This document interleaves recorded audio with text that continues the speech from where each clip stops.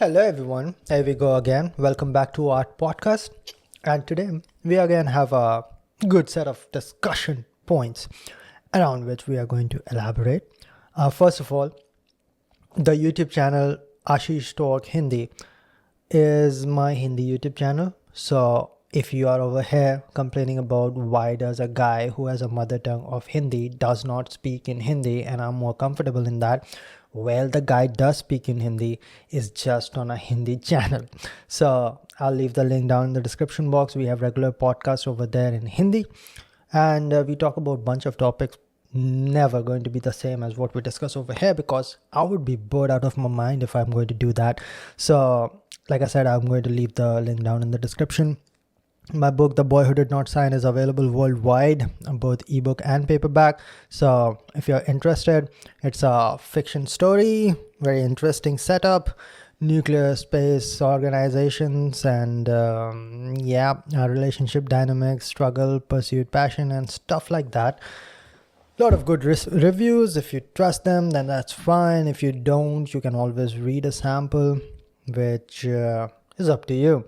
Now, getting to the topics that we would like to discuss today, I'm going to run few of those in front of you right now. Don't know exactly how many I will be able to discuss because of the extremely detailed nature of discussion of every topic in this podcast. But because of that, I come up with things that I maybe have never thought of, or it's actually a therapy for me too. And let's just get into it. And some of these might be interconnected. All right, I'm a JEE dropper student and I don't know how, but everything this fellow, okay, he's talking about some other comment over here. Same planning, can't execute them, and the same downward spiral continues. I too feel like some part of me keeps on dying every day. Okay.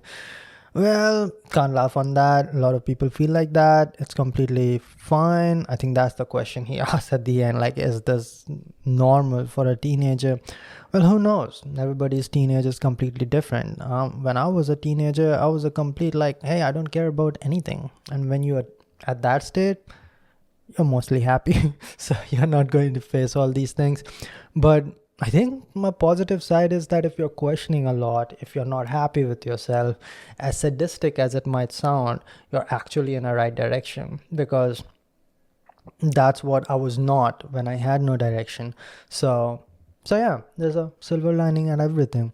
Now, finally getting to the question, I've observed myself for a while and came to a conclusion that earlier I wasn't that concerned about me. Oh, he's talking about the exact thing I just talked about, me and my result. But now, as I learned too many things from various sources about improving and all, and yet I don't execute them. Yeah, this is what I really wanted to discuss. Like, I cannot execute them, because this question has been coming again and again to me. Hey, Ashish, I know this is the right thing to do.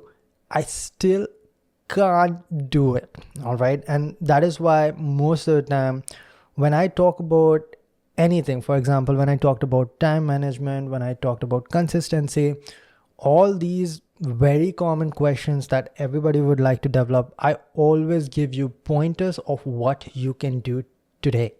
Like, you can physically do it. All right. And until and unless you are incapable of that, for which you will need medical attention, you will be able to do it. Okay. For example, a lot of people also ask questions like, oh, I want to work hard, I want to be consistent, but I will be like that for 4 days and after that I can't. Like, please explain what you mean by I can't, because there can be only two things. Either someone is physically holding you and you are not able to do it, in which case you should go to police, or you yourself don't do it. All right. So there's a very, like, a quote I keep on repeating. It's a term from a very small branch of engineering, which most of you haven't even heard of. It's called instrumentation. What was that? Applied instrumentation, things like that. Basically instrumentation. The whole idea of the branch is that if you cannot measure, you cannot control. And that's what I like. like the reason why it is out of your control and you can't is because you're not measuring it. Like, what do you do to keep on track? Like, what I do to keep on track is measure and mark every hour on my Google Calendar. Mostly when I'm working towards something. For example, when I'm working to get this book published, final 10th, 11th, and 12th draft, man, it is going to happen in 6 months. And how good it's going to happen is how much of a concentration this is for my day-to-day life. So if I can't even put 50% of time, because no young author is getting paid to write books, so you have to do something else to get the like bills sorted and stuff. But if it is not even like 50% of your life, your time that you're investing, it's not going to happen. Or if it is going to happen, it's going to be pretty trashy. So how do I know if I'm moving in the right direction or not? Well, what I did is that I pulled Google Calendar and I marked that particular segment with a different color. And if you have like something like a updated, like there's a premium version of Google Calendar, but I'm sure you can do it in some other app too. But it will like show you, okay, this percentage of your week is going in here, this percentage of your week is going over here. And so I know if I'm in the right direction or not.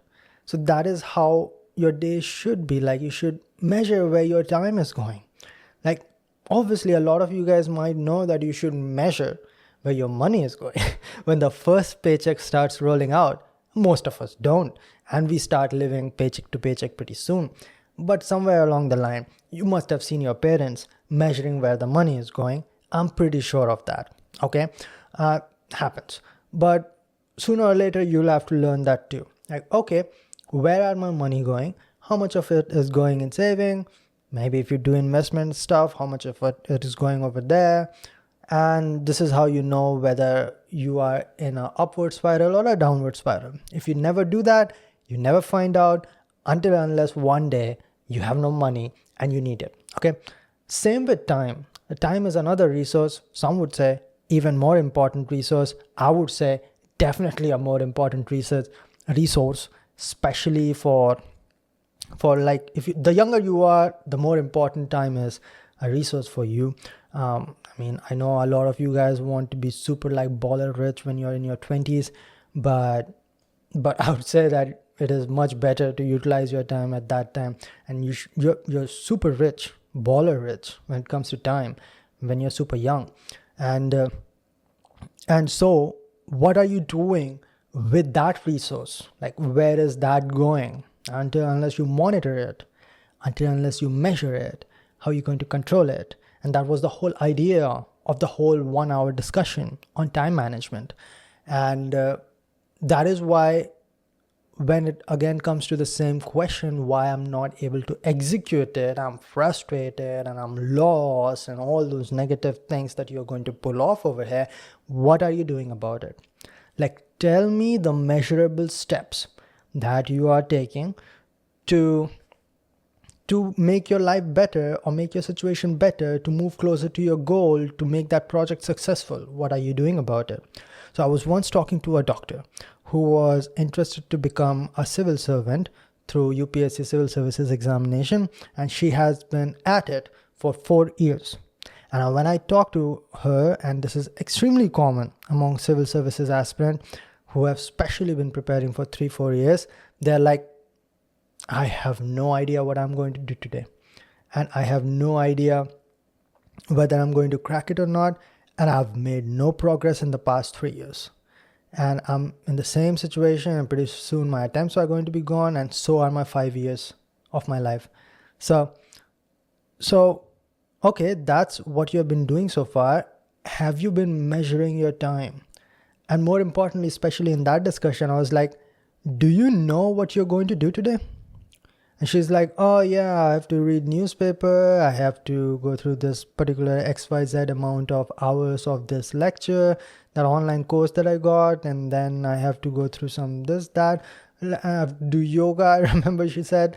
And I'm like, okay, cool. Now turn your camera towards the piece of paper where you wrote it all. And you wrote the amount of time allocated to each task. She's like, no, I've not written it. It's in my head. And I was saying to her what I'm saying to you right now is, until and unless it is written down officially, you are not going to be executing that even to 50% efficiency. You are going to derail somewhere or the other, because what's written and set in your mind is wishy-washy. It's like, oh, I think I should do this, and I think I should do that, and I think I have this much time, and I think that should happen like that. And like, it's all like a mixture. It's like a bunch of chemicals shook together, and you don't know which one is which. It's just like a mess. You can't figure out from one thing to other. Your brain does not work like that. Your brain is not a shelf of books where you know exactly which shelf has which book and how it is like placed chronologically or whatever it is. It does not work like that. Your brain does not work in 3D space. It works with chemicals. Like, basically what's going on in your brain is continuous chemical mixtures and reactions. So there's no way you will be able to sort out things like that. The way you sort things out is by writing stuff. That's why we invented writing. That's it. That is why everything official is written officially on a piece of paper. It's not verbal, like, okay, I believe this. Now, when you get a contract, it's written on a paper, you sign on a paper. That is how things are fixed. So same with like Google Sheet that I talked about just now, or Google Calendar. Well, it is official now. It's on a paper, it's fixed now, you can measure now, you can see the deviation now. Okay, if you're not able to do it, why not? If you said you are going to study for 5 hours, you did not, then where did the time go? Tell me. That is how you're going to avoid it next day. And same goes with, okay, these are the tasks that you want to do, but you have 8 hours, so you want to do 8 tasks, but 4 tasks is going to take 6 hours. So maybe you will be able to do just 5 tasks. Rest have to be carried over to the next day. Now let's make a priority list, and which one is absolutely necessary for me to do in this hour. So I'm going to do it right now. And then the priority drops, and some are like, okay, we can live with it. Maybe do it tomorrow. So do it tomorrow. And if you said that you're going to do 5 tasks, at the end of the day, you are only able to do 3 tasks. Why? Well, there can be only 2 possibilities. Either maybe you wasted some time, and then the question is why? Where did the time go? Was it an emergency? At that case, you have no fault of your own. Did you just watch a bunch of movies and you were not planning to do so? Then next day, freaking cut off your Netflix or something. Do some steps, or take some steps which are going to solve problems. Don't attack problems in this manner. Like, I see this a lot amongst people. They're just going to make the problem impossible. Like, you'll say you can do this, and they're like, no, I cannot do this, you are different, and just excuses after excuses, making the easiest problem in this world impossible. Don't do that. Take simple steps, things that you can do, and move towards a particular direction which you want to go. Don't stand the same place just complaining. That's not going to solve anything. Or never say that I can't do this, you can. And those are just like this. These are baseless, right? Like, who told you? Who told you that this person just naturally can do it and you naturally cannot? That's not certified, right? Let's talk about papers again. So like, this guy is like, yet I don't execute them, but why? That's the question. Like, even if he was talking to me, nickname ZJ 2QF, if he was talking to me in person, that's the first question I would ask. Like, why can't you execute it? Why is it like, let's say, what's the concern over here? He knows too many things. Let us say it's one of those things, like making calendar. Like, why can't you do that? Like, I can't. I just want to do it, but I can't. Like, why? Google kicked you off or something? Why can't you maintain a calendar? Why can't after every hour you put it down in the calendar? After every 3 hours you can put it down in the calendar? What I used to do is do it one day before. Like, this is how my day is going to go. And I am saying I used to do it because I mostly was doing it while I was just in the final 6 months of publishing this book. It really, really helped. It helped me be on track. My target was, book is going to be published on 15th of August 2023 and it's going to be released. The book was ultimately published on that particular day. And that is because I was executing a plan, not just making a plan. Everybody can make a plan. What are you doing to make that project work out? What are the steps you're taking? What are the corrective actions you're taking? How are you correcting the trajectory every day? So I would make a plan, okay, this many hours, and ultimately I would say that, I want to write book for, or at that time I was not even writing, I was mostly like editing in the 11th or the 12th draft. So I was like, okay, I'll put 5 hours towards doing this. And I would find out, I lost half an hour before starting that, I lost half an hour after, and then there was this in between. So ultimately I got like 3.5 hours in the morning. But I should have justified answers for why that happened, right? So that I become better at that. So one of the things that I found out was that I would be working out every day before I start working on that book. So I would say that I will be working from 7 to 8, and I ended up working from 7 to 8. And then I found out that I spent like 15 or 10 minutes at least in the locker room and getting out, getting my skateboard, getting out and all that, traveling and stuff. So I found out, I have to either push my like whole schedule 15 minutes back, or I need to cut my workout from 1 hour to 45 minutes or something. So that's how you like correct things on a daily basis. It's like an iterative process. But are you doing those iterations? Are you doing those physical actions or not? Right? So that's how you execute things. That's how, like, you can that's what happens at the end of the day. Like, there are people who have read dozens and dozens of self-help books, and self-help books most of the time does not work. Like, obviously the set of things that is written in a self-help book work for the person who actually published that book. That's the whole reason you're reading it. So it worked for that person because that person did not only have ideas but actions. And that is what is more important most of the time. Like, same with any startup. Like, you can have a billion ideas, right? You can have so many ideas. I'm going to change the world like this, and you're not going to do jack shit because you are not going to execute that. You can have a single idea, work on that, execute that for 5, 10, 15 years, keep at it. Any bullshit idea can work out. That's the truth. Like, most of the ideas, biggest businesses that are made, they're not some incredible, never thought of before ideas. They're just well executed ideas. So in a similar manner, you can have so many ideas of self-improvement. You can have so many ideas of efficiency. The biggest YouTube channels on, productivity.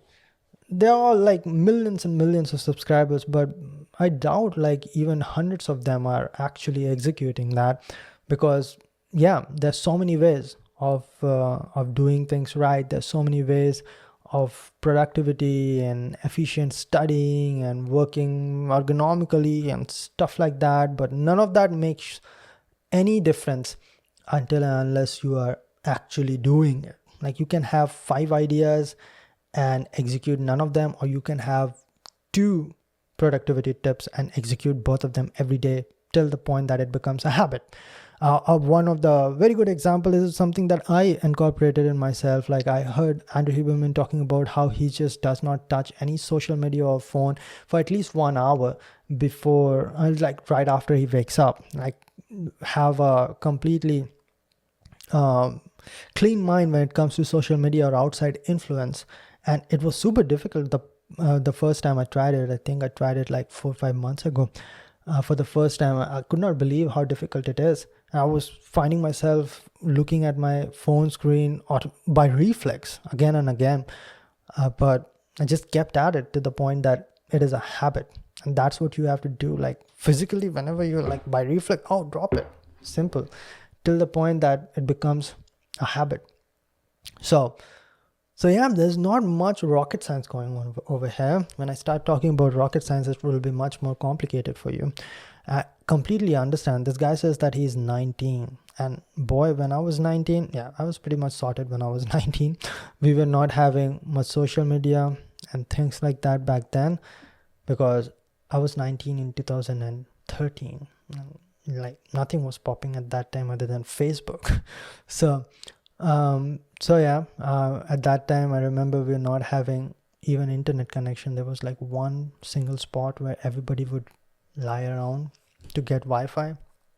But that's That's that. I think that's another problem that this guy or this generation might be having, is that too much information. What are you going to do with that information? Nobody generally talks about, and you're following too many people. That's also the problem. Like, if you are going to follow just productivity stuff from 5 different people, that's too many voices in your head. Same thing with like competitive examination too. There was once a point where my YouTube channel was highly centered towards competitive examination. I used to face this problem all the time, that there are people who are listening to me, and then they're following my method, and then they're listening to someone else too. Then they watched someone else's topper interview and some coaching institutes. So I got an AIR one, and then they listen to them, and then someone says that I only slept for 4 hours a night, and then they listen to that. So too many voices, man. Imagine I sent you for a boxing match and you have like 5 coaches on your corner telling you what to do. You just need one. I'm not saying that one is me. Just have less number of voices, because it does not matter how many advice you get. What matters is ultimately what you, the one, is going to do. Few of the questions by Albus6966, damn, edited too. So this guy did spend a good amount of time in it. Here are my questions. 1, how do you typically get customers for your product / services? Well, YouTube. That's how I used the free advertisement, make good content, do a good amount of market research to know what they want you to talk about. A lot of times they just want you to talk about some bullshit, like tell me about your family and your relationship, so ignore that. And my strategy of business and selling stuff is not good.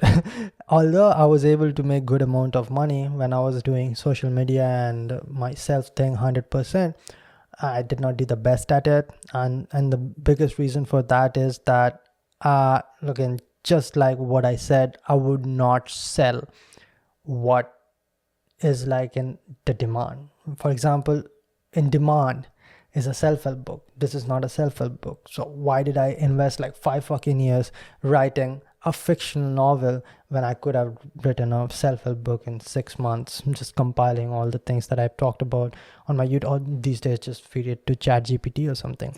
So that would have made more sense. Less time, more money, and have a catchy title, a good cover. This is a good cover, not a catchy title, I feel. but have that, and that would sell well. For example, my course Art of Speaking on improving spoken English, communication skill, personality, I could have looked at the demand of just improving spoken English, and I could have done that, and that would have caught more attention. But I did not want to do it, because you can't just improve spoken English. You have to improve the confidence, you have to improve your personality, you have to improve a lot of stuff to actually be good at communication.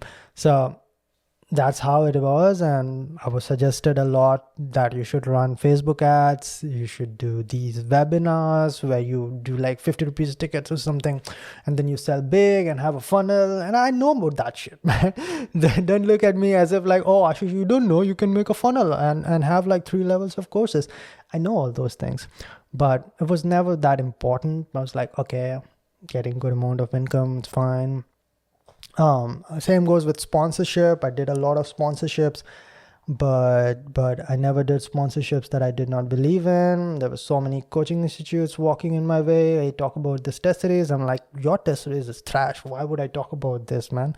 So losing money over there. But and same goes with like my YouTube videos don't get like even 100,000 views or something. Some do even get like 30 million views, but that's like, yeah, once in like a year or so. But yeah, I'm not good at business and selling stuff, so I'm wrong at that. But if you want to know what I do or want to do, is like I want to make good products, or when it comes to like art, I want to make good art. For example, writing, and it might take me like 3 years, 5 years, 7 years to do that, and I'm going to keep at it. And even if ultimately it does not sell that much, which I'm not saying this book did great, but that's what I was thinking while I was writing. And Yeah, I have a mind of an artist mostly. I don't have a mind of a businessman. But the good thing is that I'm a good engineer. So whenever I'm like really in a bad position, I can always get back to that. So that's fine. Next, how do you learn new skills? Do you follow a system/process that helps you learn efficiently? Yeah, when it comes to skill, there's only a single thing I believe is that you have to put hours. Like any skill can be learned, you have to put hours. And that hours, I know, is widely thrown number, that is 10,000 hours. I don't have any specific number, but what I would do is that put more and more hours. For example, let us say I get into jiu-jitsu now. Now, only thing that I've done in martial arts so far is striking. I've done karate, I've done taekwondo, I've done Muay Thai, kickboxing, and I don't know if I mentioned taekwondo or not, but all are striking, okay? Boxing and all, these are all striking. I never did much of like jiu-jitsu or wrestling. I want to get into it. And when I ultimately do get into it, then my whole mindset would be like, I have to put an hour every day. That's my mindset. At least an hour every day, maybe more on the weekends. And the reason I say this is that because I know in, let us say, first month or even first year, I would be horrible at it. Like I would be at the bottom of the food chain. Kids are going to be doing better at it, and I'm going to be getting choked left and right. Okay. But at that point, I have to remind myself that I still have to put the same amount of hours. That's where most people mess up. Like when they are not seeing themselves doing well, they kind of shy away or say that I'm not for this or something like that. So that's what you have to keep in mind when it comes to developing any skill, is that you have to put in the hours. Just keep on adding the hours. And yeah, any skill takes years. Yes, 100%. There's no skill you're learning within. Oh, I think that's the next question. Okay. There's no skill that you're going to be learning within months. Years, like saying a couple of years is also underestimating that. I'm just being very optimistic that there might be some skills. But most of the skills, like it takes like 2, 3, 4 years for you to develop. Same with writing. Like I started to pursue being a writer from the scratch. I was an engineer by profession. I was horrible at writing and grammar and spelling in general. I'd never done writing before, but when I picked up a pen, which is just figuratively, because in actuality I picked up my laptop and started typing, I was like, oh, this is bad. And most of the time I felt like, okay, maybe I can't do it. But then I reminded the same thing, like just put in the hours. I put just 1 hour every day. And like within 3-4 months, my book got a structure. Actually, the same thing is happening right now because I'm working on my second book right now. And what is happening is like, I went from the, I think, 15th draft of this book to the first draft of my second book. So this is like polished and like almost to the point of perfection, this book. And I'm like, oh, I'm a great writer. And then I start writing my new book and I'm like, I'm horrible because this does not look that good. So I remind myself the same thing. Just forget about everything. Forget about the results. Put hours every day. And I think in the past couple of weeks, things started to turn out. That's when I did a community post too, that the second book has really picked up. And now when I look at it, oh, it got like 8 chapters. There's like a beginning, there's an end, there's a twist over here. Oh, we got everything down. Now it's only like, again, continuing hours and hours and hours and doing like the second draft, the 5th draft, the 10th draft, and just the same process. So that's what you need to learn about skill. It is very repetitive. Don't look for the rewards. You just have to keep on going. Sorry to say that, but that's how it works. And the third one is the one that got me. What skills do you think are worth learning? Not soft skills, okay? So I'm not going to say that. Hard skills which make people money directly. So I think this guy or girl, whoever it is, by now also got the answer that there's no such skill. It does not work out like that, like makes money directly. Bro, even if you're a porn star, there's going to be a steep climb for you to make your name in that industry. Even if you are you started an OnlyFans, okay? You're extremely attractive person and you started an OnlyFans. I'm pretty sure I've never done that, so I do not have first-hand experience, but I'm pretty sure it's a tough fight to make your place over there and to consistently make significant amount of reward. So you can pick any career. It is going to be the same struggle. It's going to be failures, and it is going to be like you just optimizing yourself to a point where your skills are golden and you have set yourself apart from others, and now people know that you are in demand and they want to pay you big money. And when I say long time, it's, again, sorry to say, it's years and a lot of times decades. And people who have been in the same industry for decades, they will say that, yes sir, I'm 50 years old and I still learn every day. And that's what you have to get used to. You can't ultimately look for, oh, what do I do so that I get money inflow for the rest of my life? And that's the mindset you need to develop for yourself. Again, no offense, but this is what I believe. Next, my parents bully me. They beat me or taunt me for any small mistake. I'm a NEET dropper, 2 years. That's why they see me as a burden unless I'm a very sensitive, useless, sorry. I am very sensitive. I cried a lot the whole night. Their words hurt me to the soul, and some past trauma. They used to beat me till the last year. I feel like I'm worthless. You should not. Hunter OX9YP. So I'm just going to call him or her Hunter so that we have a name. So lot of responses down in the comment section too. Yeah, that's like tragic. That's the word for it.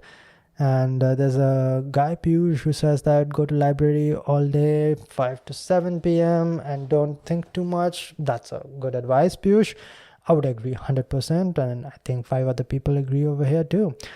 Now here, okay, that's what Hunter replies with. Here is no library in my village. Thanks, I'll do anyways. How will you do it if there's no library though? Okay, but I think Hunter will find other ways. I feel so thankful for having such good parents now. Like I said, some people are good in that domain, some people are not. Yeah. See, in those situations, first of all, what I would have suggested if Hunter would have come to me a year earlier is like I would have never suggested you take another drop. Okay. Go for BSc, go for engineering, go for whatever, a B.Ed, whatever, like start your career. You can't be taking more than a year drop. Most of the time I would be suggesting not even to take a year drop, even if I'm the person who took a year drop after my engineering undergraduation, but that was a different time. Times have changed. There's so many career avenues and you have to kickstart your career as soon as possible, because like I've said throughout the podcast till this point, any career, no matter what you pick, it's going to take time. It's going to take a lot of iterations, a lot of failures, a lot of sacrifices. Get that started as soon as possible. You can't wait around. This is what I tell NEET aspirants. This is what I tell IIT aspirants. This is what I tell GATE aspirants. This is what I tell civil services aspirant. You cannot be stuck on a single examination. You do have an option. I know a lot of you guys will say, I cannot do anything else. You can. There's always a career avenue that you can start right away. There's no entry barrier over there. I started a career right away in engineering. I performed horribly in all the engineering entrance examinations just after high school. And there's one college. There's always one college that will take you in. And then work hard over there. Develop skill. Develop some worth in the market, work extremely hard and keep an eye open about how the market is going. Have a good strong LinkedIn. That's also something that I was not, or we were not having back then that much, or at least I did not care because I was mostly in competitive examinations. LinkedIn is completely useless in that domain. But most of my friends were not having LinkedIn at that time either. But now you can. Now you can reach out to HRs. Now you can reach out to other people working in that organization. Get an intern. Get anything. But get it started. That's what your aim should be. It is a sad reality. The people you are dependent on are also the people who are going to control your life most of the time. Again, don't you fucking bring exceptions. They are not examples. So most of the time that is going to happen. So you cannot be dependent on other people irrespective of the relationship. Try to be independent. Did I say independent? You cannot be dependent on other people. Okay, no matter the relationship. And so try to be independent as soon as possible.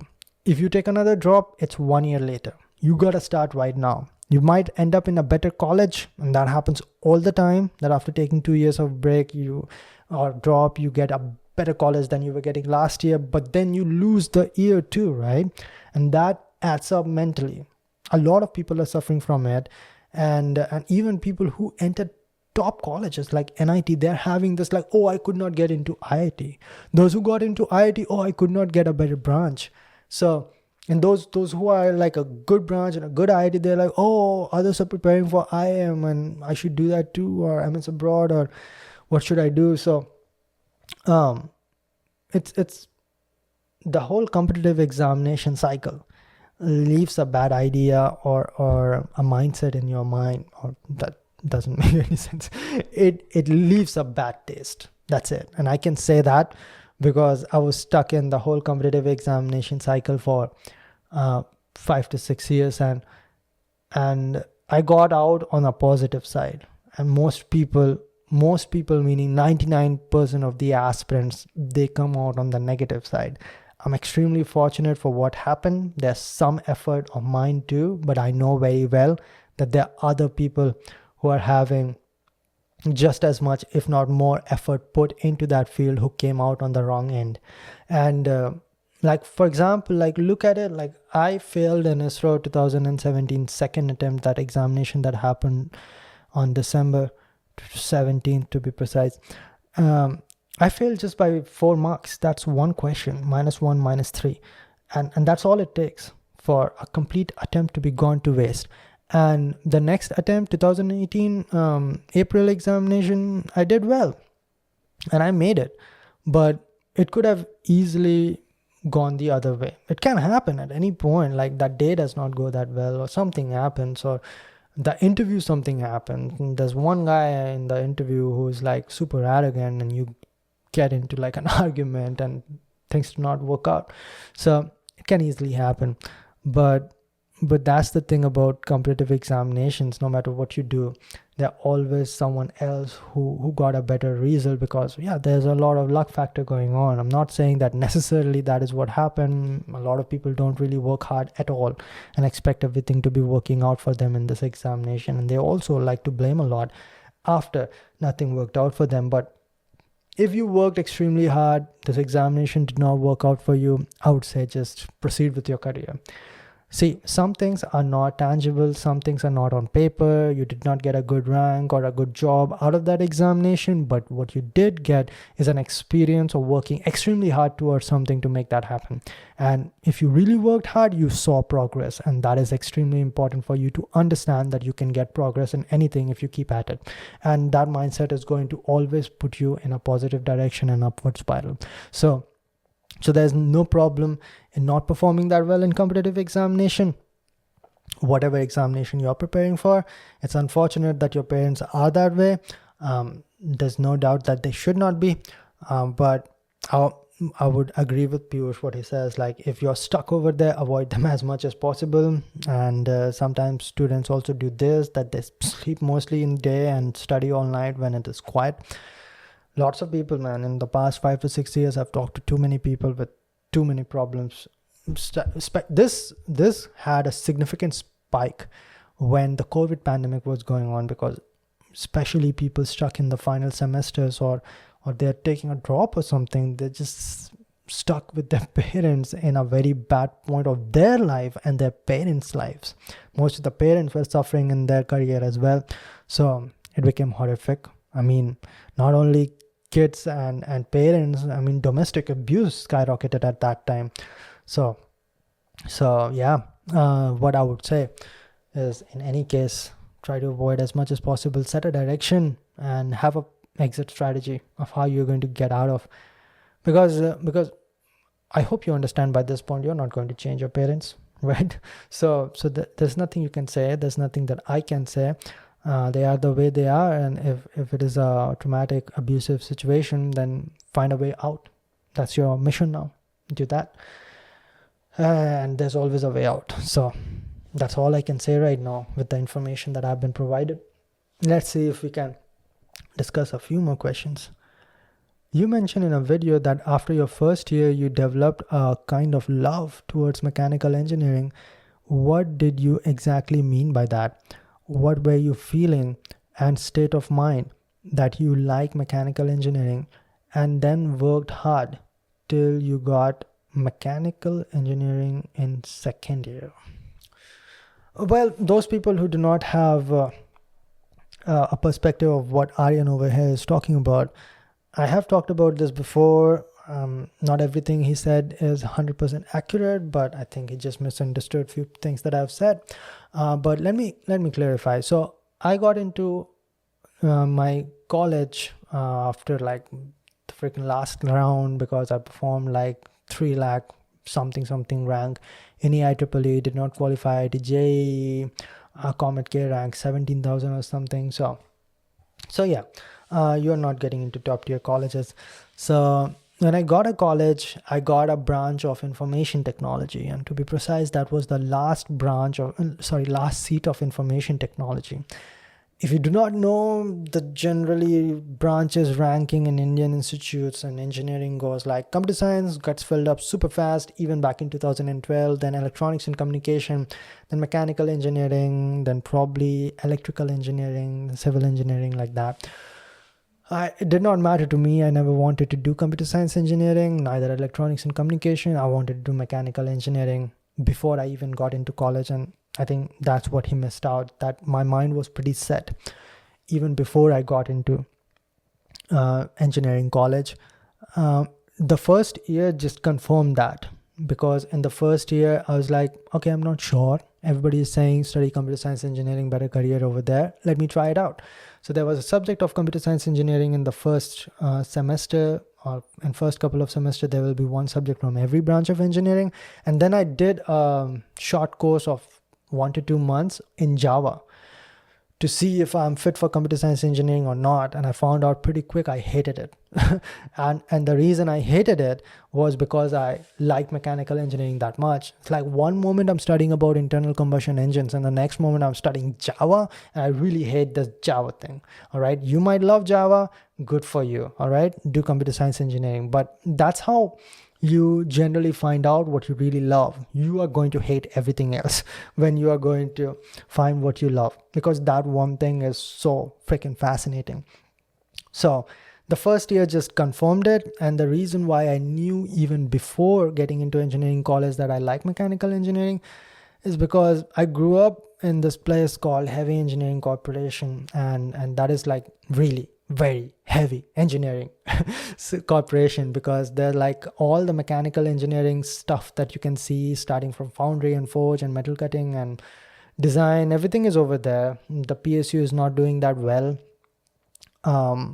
but yeah, it is one of the, what do you call, mother industries, which helped all the industries around. Like if you talk about Jharkhand and West Bengal and Bihar area, Heavy Engineering Corporation was made to establish the steel plants around that. So it is one of the very rare plants where when you are going to make a complete equipment, let us say a excavator or a crane, you are going to make that complete equipment. You're not going to buy parts. So you are going to see bolts being fabricated. You're going to see molten metal being poured in the, what do you call, casting mold.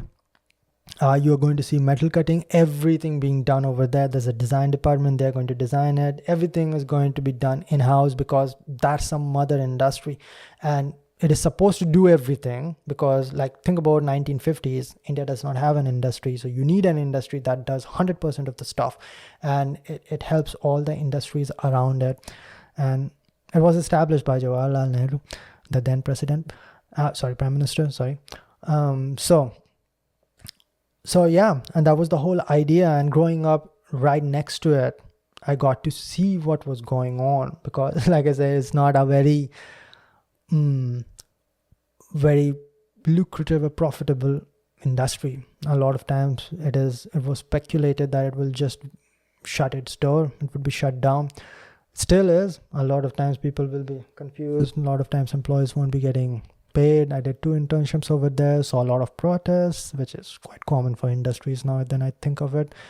But anyways, so I used to get in every now and then and see the giant machines, and so I wanted to always do that.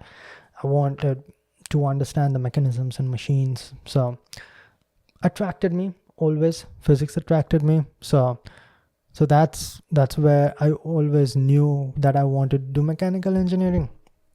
And when I got into college, I just confirmed. So I worked extremely hard. So the point is that I joined with information technology, and the only way to switch branches was to do excellent with your CGPA, because there would be a list, and there would be a shuffling, or people who have applied to switch branches.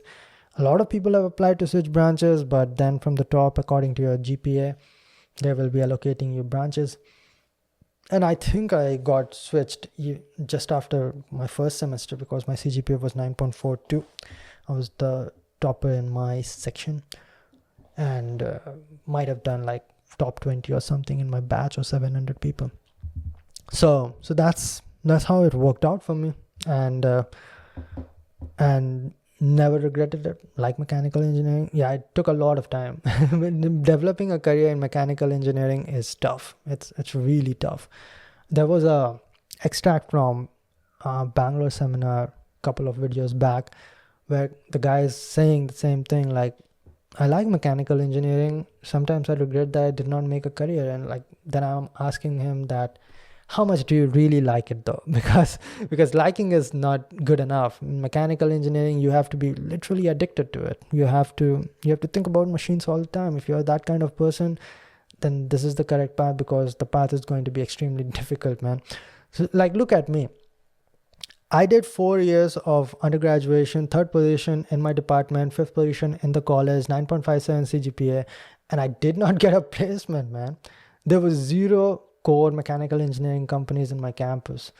So I appeared in GATE examination in my final year itself, because I saw the situation, saw the writing on the wall, and I said that I'm going to crack GATE examination, do a master's from IIT Bombay, and the placement is going to be better over there. And I did not know about ISRO back then. That came out later. So I prepared extremely hard for GATE examination, gave like 2 test series final year, no coaching institute, went through all the materials I could find, and 50 marks in GATE examination, 9008 rank. And what are you going to do now? So I prepared for GATE examination again and studied even harder for 6 more months. GATE 2017, 70 marks and 1825 rank. What are you going to do with that? Did not get any call from PSUs, not even BARC. I appeared for BARC written test. Like, freaking read the book, man. It's a lot of struggle, okay? But if you have a direction, if you have a hope that I can make it happen like this, then you keep going. And that's the whole story of my passionate love affair with mechanical engineering. Okay, all right. Sorry to my girlfriend. Now, I think that's about it. I'm not going to discuss any more topics over here, but I can actually. Can I? If it's a really good question. Oh, speaking of girlfriends, how to deal with broken heart during exam preparation. I can't able to focus on studies because of it. So I want to pull my book, because there's just 4 lines about it, but it fits really well. So somewhere in August, when I was preparing for competitive examination in Delhi, it is 2016, if the year you want to know exactly. I had a breakup, and I was like, oh, I need to prepare for examination. It's really tough. And that is where I came up with what I eventually called LBCC, and I got the page exactly. It's page number 70, the first page of chapter 3, choices and consequences. It's like you can call it second paragraph because the first couple of lines are just dialogues. So let me just read it out. I had to focus on upcoming exams, which were in less than 6 months. So I came up with the logical breakup code of conduct involving the following steps. Number 1, blocked her everywhere. Number 2, deleted her contacts. 3, deleted all her pictures. 4, never talk to her again. So this is something that most people don't. And I had a friend who got a breakup at the same time, and he took the exact opposite path. And even like 5 months later, he was like, hey, should I call her? Dude, why do you still have a number? So that's what you are supposed to do, I believe. Like, you cannot wallow over there. Dude, the girl left you or the guy left you, okay? It's done. It's not like, it's never going to be same again. It's not going to happen. So why are you just increasing the effect of what just happened? Like, what do you call it? Contain it. don't let it spread. So the easiest, like, it's the same thing with cigarette, right? You don't quit the cigarette addiction. If you're like smoking 5 cigarettes a day, you don't quit it by, oh, next day I'm going to smoke 4, next day I'm going to smoke 3, next day I'm going to do 2, and the end of the week or maybe end of the month, I'm going to be done with it. That's not how you quit. You cut it. That's how you do it. So to people who are going through broken heart during exam preparation of any sort of struggle in their life, I would say just cut the thread, man. don't let it over there. Like, that's what people say, right? Move on. That's what moving on means. Like, you can't have her pictures in your phone. I'm only saying her right now because I'm saying it from a male's perspective, but the same happens with girls all the time, okay? And they should deal with it similarly, I believe, okay? And I don't talk about it much because I don't like to talk about relationships much, because that's dorky. But sometimes I have to. And especially I do that at the end of the podcast because you guys deserve to listen what I believe. And yeah, so that's what I feel. You should just cut it, snap it. That's the only way. And it's going to be less painful. Like, think about it. You can also think about it like, oh, death by 1,000 needles, or just like a freaking bullet to your head. I shouldn't have compared that. Shit, I just need to cut that part because it is kind of like, yeah, it's not good to talk about that stuff. Okay, so yeah, that's what I believe. I might be completely wrong, but it worked out for me. And you cannot be going back. If you want to quit it. If you're going to chase it, think about the kind of person he or she is. Worth chasing, chase it. You think that works out, yeah, chase it. But if that is interfering with your career and you're not independent, if you're independent, it's a different deal. If you're independent, do whatever the hell you want. But if you're like not independent, you haven't even made a career yet, I would say do that first and then solve all the other things later. Because the primary need is not a relationship. It is food and shelter. Are you getting that on the table? Don't get shelter on the table. Table comes inside the shelter. Okay, anyways, I think you got the point. You're smart people. Smart bunch of people who listen to the end of the podcast. Okay, I'm going to end this podcast over here. We're going to be back over here next week itself. Yes, sir. Get my book. It's available worldwide. Bunch of platforms. Audiobook and paperback, both available. Depends on your interests. Links will be down in the description box. A lot of good ratings, a lot of thousands of copies sold. And if you have already read it, I would really appreciate if you can drop a review in Amazon, because that really helps a first-time author like me. And you want to help your boy, don't you? So that more books keeps coming. So if you want more books, so that's a good trigger. So if you like my book, you want more books, drop a review, man. That's how it works. See you next time. Till then, bye.